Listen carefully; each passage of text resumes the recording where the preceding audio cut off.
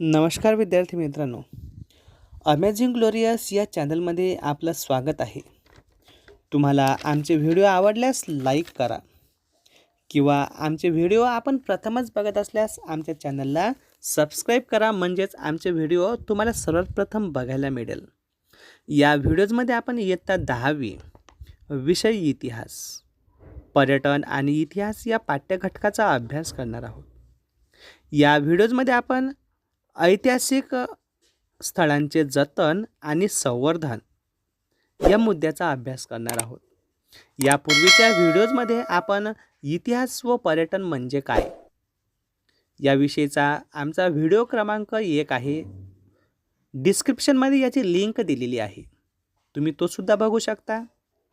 त्यानंतर पर्यटन म्हणजे काय आणि पर्यटनाचे प्रकार कोणते आहेत यावर आधारित या पाठाचा दुसरा भाग आम्ही तयार केलेला आहे.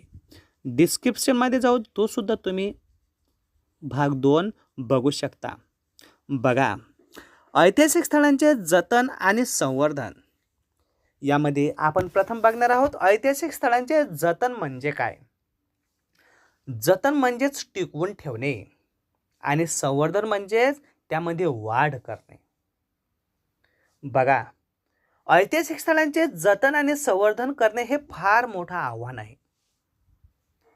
याचं कारण आहे की ऐतिहासिक स्थळांचं जतन करणे का एक आव्हान मानलेलं आहे, कारण हा वारसा आपल्याला अगदी प्राचीन काळापासून मिळालेला आहे. प्राचीन काळामध्ये राजे महाराजांनी काही वास्तू, किल्ले, इमारती निर्माण केलेल्या आहेत, लेण्या निर्माण केलेल्या आहेत. यांचा समावेश ऐतिहासिक वारशामध्ये होतो. यासोबतच मध्ययुगीन काळामध्ये भारतामध्ये प्रदीर्घ कालखंडामध्ये मुघलांची सत्ता होती आणि वास्तुकलेच्या निर्मितीमध्ये हा कालखंड सुवर्णयुगाचा कालखंड म्हणून ओळखला जातो. कारण याच कालखंडामध्ये विशेषतः सम्राट शहाजहान यांच्या कालखंडामध्ये ज्या वास्तूंची निर्मिती झालेली आहे त्या वास्तू आज जगभर प्रसिद्ध असलेल्या आपल्याला दिसून येतात.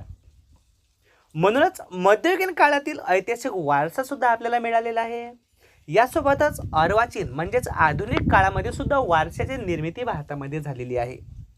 आपल्याला माहीत आहे की आधुनिक कालखंडामध्ये भारतामध्ये ब्रिटिशांची सत्ता होती आणि ब्रिटिशांनी सुद्धा इथली शासन व्यवस्था मजबूत व्हावी यासाठी शासन व्यवस्था चालवण्यासाठी विविध प्रकारचे चर्च, काही इमारती बांधलेल्या आपल्याला दिसून येतात. त्या इमारतींच्या वास्तूंचा समावेश आज सांस्कृतिक किंवा ऐतिहासिक वारशामध्ये केला जातो. आणि म्हणूनच अगदी प्राचीन काळापासून तर आधुनिक काळापर्यंत आपल्याला ऐतिहासिक स्थळांचा वारसा मिळालेला आहे. हा प्रचंड दीर्घ स्वरूपाची व्याप्ती याची आहे. म्हणूनच याचं जतन करणं हे एक प्रकारचं भारत सरकारसमोर आव्हान असलेलं आपल्याला दिसून येतं. ऐतिहासिक वारशांबरोबरच जो दुसरा प्रकार आहे तो म्हणजे नैसर्गिक वारसा. आणि नैसर्गिक समृद्धीचा वारसाही आपल्याला लाभलेला आहे. या वारशाचे नैसर्गिक आणि मानवनिर्मित असे 2 प्रकार पडतात. मानवनिर्मित वारशालाच सांस्कृतिक वारसा असंही म्हणतात आणि हा सुद्धा प्रदीर्घ वारसा हा मिळालेला आहे. संपूर्ण जगात गौरवलेली गेलेली काही महत्त्वाची स्थळे भारतात आहेत. बघा, भारतामध्ये अशा काही कलाकृती, वास्तू निर्मिती केलेल्या आहेत की त्या वास्तूंचा गौरव संपूर्ण जगामध्ये केलेला जातो. इथं उदाहरण म्हणून दिलेलं आहे ताजमहल. बघा, तुम्हाला माहीत आहे घटक क्रमांक 3 मध्ये आपण अभ्यासलेला आहे की ताजमहलला 1983 मध्ये युनेस्को या जागतिक वारसा संघटनेनं जागतिक वारसांच्या स्थळामध्ये याचा समावेश केलेला आहे. तुमच्या माहितीसाठी 2007 मध्ये जगामध्ये 7 आश्चर्यांमध्ये सर्वात सुंदर आश्चर्य म्हणूनही याचा उल्लेख केला गेला. भारतातील उत्तर प्रदेश या घटक राज्यातील आग्रा या शहरामध्ये यमुना नदीच्या काठी ताजमहालची निर्मिती केलेली आहे. आपल्याला माहीत आहे की शहाजहान या सम्राटने आपल्या पत्नी मुमताज हिच्या स्मरणार्थ या कलाकृतीची निर्मिती केलेली आहे. या ताजमहालला सुद्धा इतिहास आहे. या ताजमहाल निर्मितीच्या सुद्धा आख्यायिका आहेत, काही दंतकथा आहेत. आणि यामधून आपल्याला ताजमहालची निर्मिती कशा प्रकारे झाली याविषयीची माहिती मिळते. साधारणतः 1632 ते 1653 या 20 वर्षाच्या कालखंडामध्ये या ताजमहालची सुंदर अशी कलाकृती निर्माण केलेली आहे. असं म्हटलं जातं की 1632 ते 1643 या 11 वर्षाच्या पहिल्या कालखंडामध्ये याचं बांधकाम पूर्ण झालेलं आहे. आणि त्यानंतर नुसतं रंगरंगोटीला 10 वर्ष लागलेली आहेत. आणि म्हणूनच 1632 ते 1643 कलाकृती पूर्ण झाली, परंतु रंगरंगोटी मात्र 53 पूर्ण झालेली असल्यामुळं एवढा कालखंड या ताजमहालच्या निर्मितीला लागलेला आहे.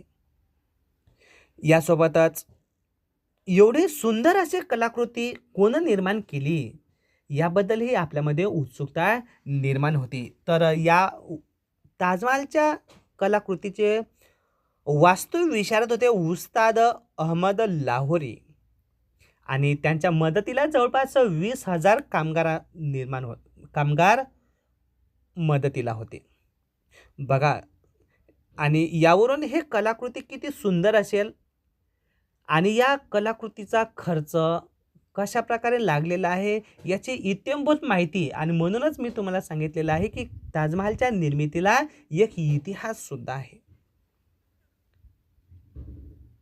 असं म्हटलं जातं की हा एवढी सुंदर वास्तुविशारद लाहोरी हा होता, त्याने एवढी सुंदर कलाकृती निर्माण केली होती. परंतु एवढी सुंदर कलाकृती तो जर निर्माण करू शकतो तर नक्कीच त्याच्यामध्ये काहीतरी कला असेल किंवा काहीतरी बुद्धिमत्ता सुद्धा त्याच्यामध्ये असेल. असं म्हटलं जातं की शहाजहानला ही कलाकृती निर्माण झालेली असल्यामुळं या वास्तुविशारदानं पुन्हा अशी कलाकृती निर्माण करू नये म्हणून त्या वास्तुविशारदाचे हात तोडलेले आहेत असं म्हटलं जातं. हे कशासाठी केलंय की पुन्हा त्यानं अशी कलाकृती निर्माण करू नये. पण हा एवढा हुशार व्यक्ती होता, त्याचं प्रतिबिंब आपल्याला नंतर दिसून येतं. जेव्हा पावसाळा सुरू झाला आणि मुमताज या राणीची बसण्याची जिथं जागा होती तिथं बरोबर पावसाळा सुरू झाला म्हणजे पाणी टपकत असायचं, म्हणजेच तिथं गळायचं. तेव्हा राजाला वाटलं की आपण हे जे काही असं या विशारदकानं तयार केलेलं आहे त्याला ते पुन्हा दुरुस्त करायला सांगायचं.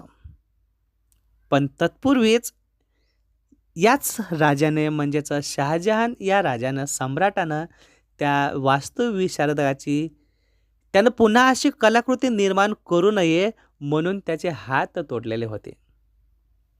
बघा, अशी सुद्धा एक आख्यायिका आपल्याला दिसून येते. आणि असं म्हटलं जातं म्हणूनही अजूनही त्या ठिकाणी अशा प्रकारचं जे वर्णन आहे ते प्रत्यक्ष बघायला आपल्याला मिळतं.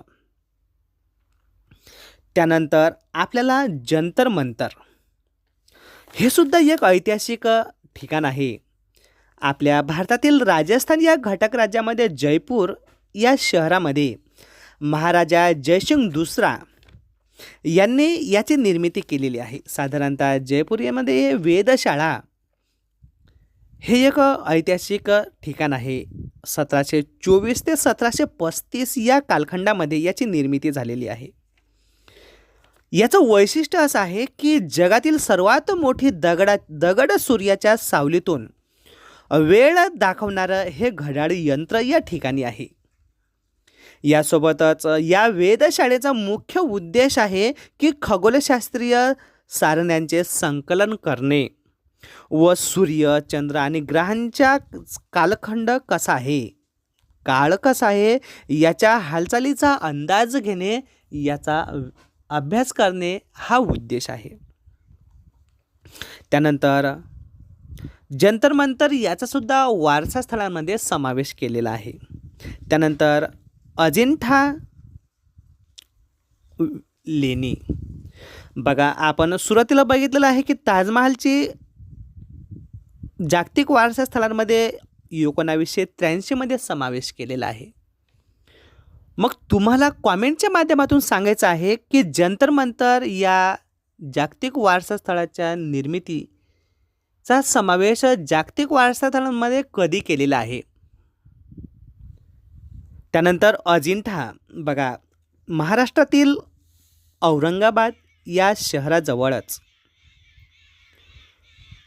साधारणतः 2ऱ्या ते 4थ्या शतकामध्ये या लेणीची निर्मिती केलेली आहे. असं म्हटलं जातं की अजिंठा या ठिकाणी 29 बौद्ध लेणी कोरलेली आहेत. त्यामुळं अजिंठा लेण्यांना बौद्ध लेण्या म्हणून संपूर्ण जगामध्ये ओळखल्या जाते. एवढ्या सुंदर या लेण्या आहेत की यांचा सुद्धा समावेश 1983 मध्ये युनेस्को या संघटनेने जागतिक वारसा स्थळांमध्ये केलेला आहे. औरंगाबादपासून 100 ते 110 अंदाजे किलोमीटर अंतरावर ही अजिंठा लेणी आहे आणि वाघोर नदीच्या परिसराच्या शेजारी साधारणतः या वाघोर नदीपात्रापासून 15 ते 30 मीटर उंचीवर विस्तीर्ण डोंगर माथ्यांवर ह्या लेण्या कोरलेल्या आहेत. अतिशय जगप्रसिद्ध अशा प्रकारच्या ह्या लेण्या आहेत. त्यानंतर वेरूळ ही सुद्धा जगप्रसिद्ध लेणी आहे. ही सुद्धा महाराष्ट्रातील औरंगाबाद शहरापासून अगदी 30 किलोमीटर अंतराजवळ वेरूळ या शहरामध्ये किंवा या वेरूळ गावामध्ये हे जगप्रसिद्ध लेणी असलेली दिसून येते. 5व्या ते 10व्या शतकामध्ये सह्याद्रीच्या सातमाळा पर्वत रांगेच्या डोंगरमाळ्यावर ही लेणी कोरलेली आहे. राष्ट्रकूट राजा कृष्ण प्रथम याच्या कालखंडामध्ये ही लेणी कोरलेली आहे. असं म्हटलं जातं की वेरूळ या ठिकाणी एकूण 34 लेण्या आहेत. तसं तर जास्त 52 पेक्षा जास्त लेण्या इथं आहेत, परंतु मोठ्या आकाराच्या लेण्या जवळपास 34 आहेत. त्यापैकी ज्या पहिल्या 12 लेण्या आहेत ह्या बौद्ध लेण्या म्हणून ओळखल्या जातात. त्यानंतर 12 नंतर 13 ते 29 ज्या ह्या 17 लेण्या आहेत ह्या हिंदू लेण्या म्हणून ओळखल्या जातात. त्यानंतर 30 ते 34 म्हणजे ह्या ज्या 5 लेण्या आहेत ह्या जैन लेण्या म्हणून ओळखल्या जातात. आपल्याला येथील 16वं लेणं जे कैलास मंदिर म्हणून ओळखलं जातं हे जगप्रसिद्ध कलाकृती आहे. या मंदिराचं वैशिष्ट्य असं आहे की याची सुरुवात कळसापासून पायापर्यंत झालेली आहे. कोणत्याही वास्तूची निर्मिती करत असताना आपण प्रथम पाया त्याचा बांधत असतो. बेस मजबूत झाल्यानंतर तिथं बांधकाम केलं जातं. परंतु कैलास लेण्याची निर्मिती मुळात कळसापासून झालेलं आहे आणि जगातील एकमेव द्वितीय असं हे कलाकृती जी कळसापासून निर्माण झालेली आहे म्हणून हे प्रसिद्ध आहे. त्यानंतर आपण बघू घारापुरी लेणी. बघा, घारापुरी या लेणीला एलिफंटा लेणी म्हणूनही ओळखल्या जातं. याचं कारण असं आहे की घारापुरी लेण्यांच्या प्रवेशद्वाराजवळ हत्तीचे प्रचंड आकाराचे एक विशाल शिल्प होते आणि या शिल्पावरून या लेण्यांना एलिफंटा लेणी हे ओळखले जातं. परंतु सध्या जे विशाल आकाराचं जे शिल्प आहे ते सध्या तिथं नाही, तर मुंबईमधील राष्ट्रमाता जिजामाता उद्यान या ठिकाणी हे स्थलांतरित केलेलं आहे. बघा, एलिफंटा लेणी हे मुंबईजवळ घारापुरी एक बेट आहे, अगदी जवळ 10 किलोमीटर अंतरावर. या घारापुरी बेटावर म्हणजेच या डोंगरावर ही लेणी कोरलेली आहे. 9 ते 13व्या शतकामध्ये याची निर्मिती झालेली आहे. त्यानंतर रेल्वे स्टेशन बघा, मुंबईचं railway station Chhatrapati Shivaji Maharaj railway terminus म्हणून हे ओळखलं जातं. परंतु याचं पूर्वीचं नाव व्हिक्टोरिया टर्मिनस असं होतं, म्हणून त्याला व्हीटी म्हणूनही अजूनही काही वडीलधारी व्यक्ती ओळखत आहेत. यासोबतच बोरीबंदर रेल्वे स्टेशन म्हणूनही हे ओळखले जातं. ब्रिटिशांच्या कालावधीमध्ये 1878 ते 1888 या कालखंडामध्ये हे निर्माण अभियंता विल्सन बेल या व्यक्तीने केलेली आहे. आणि आपल्याला माहीत आहे की याचासुद्धा समावेश जागतिक वारसा स्थळांमध्ये केलेला आहे. तुम्हाला कॉमेंटच्या माध्यमातून सांगायचे आहे की मुंबईचं छत्रपती शिवाजी महाराज रेल्वे टर्मिनस कोणत्या वर्षी जागतिक स्थळांच्या यादीमध्ये समावेश केलेला आहे. त्यानंतर आपण बघू कास पठार. बघा, पश्चिम घाटातील कास पठार याचा समावेश सुद्धा जागतिक वारसा स्थळांमध्ये 2012मध्ये केलेला आहे. बघा, आपल्याला पूर्व आणि पश्चिम किनारपट्टीवर जी पश्चिम किनारपट्टी आहे त्यामध्ये प्रामुख्याने आपल्या महाराष्ट्रातील सातारा जिल्ह्याचा जो भाग आहे याचाच समावेश कास पठार म्हणून केला जातो आणि याचा समावेश जागतिक वारसा स्थळांमध्ये सुद्धा 2012मध्ये केलेला आहे. असं म्हटलं जातं की पावसाळा सुरू झाल्यानंतर असंख्य प्रकारची रानफुले या रानमाळावरती फुलतात आणि अतिशय सुंदर असं वातावरण या ठिकाणी आपल्याला दिसून येत असल्यामुळं यांचा समावेश युनेस्कोनं जागतिक वारसा स्थळांमध्ये केलेला आहे. जागतिक वारसा स्थळांना भेट देण्याची इच्छा जगभरातील पर्यटकांना असते. ही वारसा स्थळे बघण्यासाठी आपल्या देशात परदेशातून देश विदेशातून हजारो लोक येतात. जागतिक वारसा स्थळांमध्ये भारतातील एखाद्या स्थळाची निवड झाली की आपली छाती अभिमानाने फुगून येते.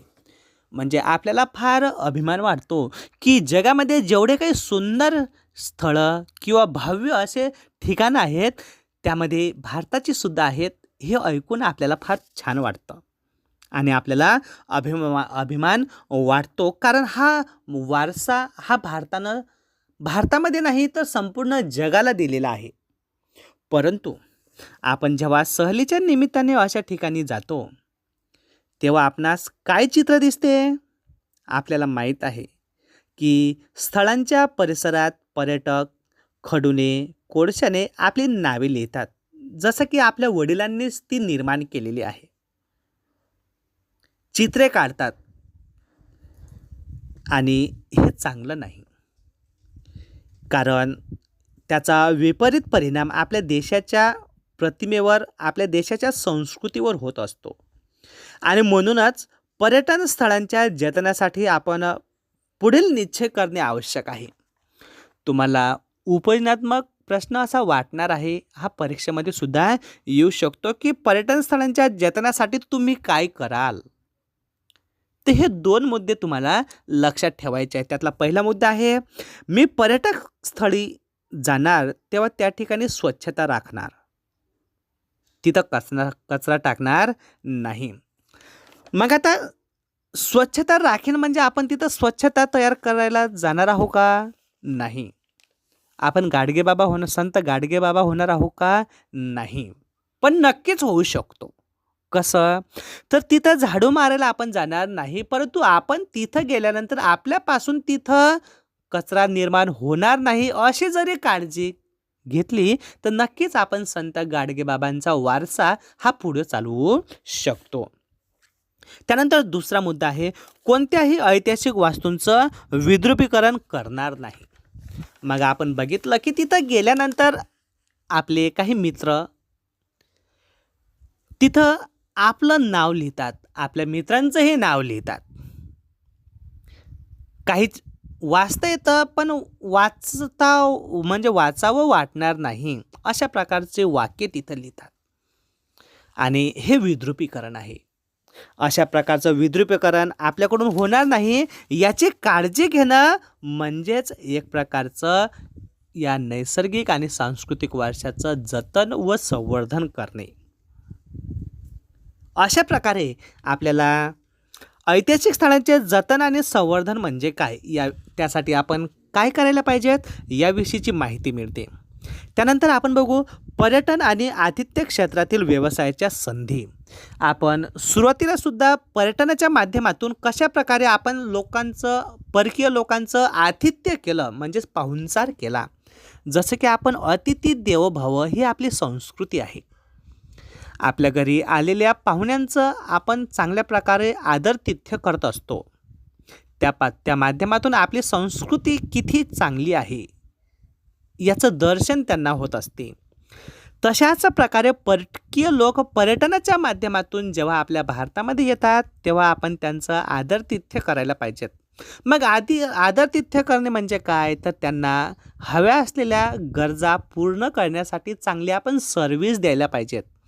त्या सर्व्हिसच्या माध्यमातून आपल्याला आर्थिक लाभ तर होतोच, परंतु आपली संस्कृती किती चांगली आहे याचंही दर्शन होत असतं आणि याच्याच माध्यमातून आपल्याला अनेक प्रकारच्या व्यवसायाच्या संधी निर्माण होत असतात. कशा प्रकारे बघा, पर्यटन हा सर्वाधिक रोजगार निर्माण करणारा उद्योग होऊ शकतो. सर्वाधिक रोजगार. मग आता सर्वाधिक रोजगार कशा प्रकारे निर्माण होतात तर आपल्याला माहीत आहे की परकीय लोक आल्यानंतर आपण त्यांना राहण्याची व्यवस्था करतो. म्हणजेच हॉटेल्स किंवा शासकीय निवासस्थाने असतात. तिथं अनेक लोकांना रोजगार मिळत असतो. तिथं राहण्याची खाण्याची आपण व्यवस्था करतो. म्हणजेच या सगळ्यांना रोजगार मिळत असतो. अशा प्रकारे रोजगाराच्या अनेक संधी निर्माण या पर्यटनाच्या माध्यमातून होत असतात. जर आपण त्याकडे व्यावसायिक पद्धतीनं लक्ष दिलं तर हा एक कायमस्वरूपी व्यवसाय होतो. आता कायमस्वरूपी व्यवसाय म्हणजे काय बघा, अगदी प्राचीन काळापासून आपल्याला हा वारसा मिळालेला आहे आणि अजूनही आपण या काही कलाकृती निर्माण करतच आहोत. आणि जोपर्यंत ह्या कलाकृती टिकून राहणार आहेत तोपर्यंत हा पर्यटनाचा व्यवसाय चालूच किंवा सुरूच राहणार आहे. आपल्या मानवाचं आयुष्य हे संपून जातं, परंतु दुसरी पिढी निर्माण होत असते. अशा प्रकारे पिढ्यानपिढ्या निर्माण होतील, परंतु हा वारसा हा तसाच टिकून राहणार आहे. आणि म्हणूनच एवढा विचार करणं आवश्यक आहे आणि म्हणूनच या पर्यटनाच्या माध्यमातून कायमस्वरूपी व्यवसाय असं म्हणलेलं आहे. यात नाविन्यपूर्ण जर आपण प्रयोग केले तर सुद्धा अनेक प्रकारच्या व्यवसायाच्या संधी निर्माण होतात. आता आपल्याला माहिती आहे की आपला कोणताही व्यवसाय असू द्या, इतर जे कार्य लोक करणार नाहीत, आपण जेवढी क्रिएटिव्हिटी आपल्या व्यवसायामध्ये दाखवणार आहोत तेवढा आपला व्यवसाय भराभराटीला येत असतो, नावारूपाला येत असतो. तशाच प्रकारे पर्यटनाच्या माध्यमातून आपण जर विविध प्रकारच्या नाविन्यपूर्ण उपक्रम राबवले तर चांगल्या प्रकारचा व्यवसायाच्या संधी निर्माण होऊ शकतात. बघा, परदेशी पर्यटकाने विमानतळावर पाऊल ठेवण्याआधीपासून म्हणजे आपल्या देशामध्ये तो पोहोचला सुद्धा नाही, विमानतळावर पोहोचला सुद्धा नाही, तेव्हापासून तो भेट देणाऱ्या देशाला उत्पन्न मिळवून देण्यास सुरुवात करत असतो. आता तुम्ही म्हणसाल की तो आपल्या देशात आलाच नाही, मग त्याच्यापासून आपल्याला पैसा कसा मिळतो तर त्याचं कारण आहे व्हिसा. बघा, त्याने भरलेल्या फीजमुळे आपल्याला आपल्या देशाला महसूल मिळत असतो. व्हिसामध्ये त्याचा प्रवास खर्च, हॉटेलमध्ये त्याची राहण्याची व्यवस्था, त्याचं खाणे, त्याला दुभाषकाची मदत देणे, वर्तमानपत्रे तो विकत घेत असतो, संदर्भ साहित्य वापरत असतो आणि आठवण म्हणून तो एवढ्या लांबचा प्रवास करून आपल्या देशामध्ये आलेला असतो आणि अविस्मरणीय तो क्षण असतो. त्या क्षणाची आठवण म्हणून तो काहीतरी शॉपिंग करत असतो. त्या शॉपिंगच्या माध्यमातून सुद्धा आपल्याला परकीय चलन मिळत असतं आणि म्हणूनच स्थानिक वस्तू तो विकत घेत असतो आणि एवढ्या गोष्टी तो जे करत असतो त्या प्रत्येक ॲक्टिव्हिटीच्या माध्यमातून आपल्याला त्याच्याकडून पैसा मिळत असतो आणि म्हणूनच हा पर्यटनाचा एक व्यवसाय होऊ शकतो. पर्यटन केंद्राच्या परिसरात बाजारपेठांचा विस्तार होतो.